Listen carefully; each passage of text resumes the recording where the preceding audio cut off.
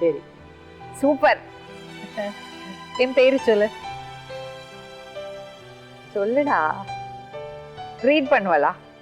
மாட்டா. மாட்டா. Right. Reading writing கிடையாது.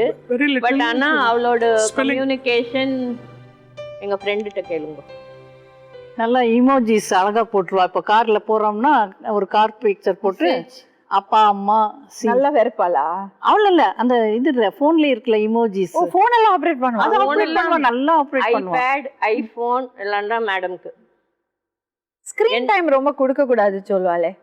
ஆனா வேற வழி அவளுக்கு வந்து எல்லாரும் வச்சுருக்கா. எனக்கும் ஃபோன் வேணும். அவளே தான் ஃபோன் யூசேஜ் கண்டுபிடிச்சு இந்த இமோஜிஸ் யூஸ் பண்ணுவாள். ஆங்ஷியஸ் ஆவாளா இப்போ அது?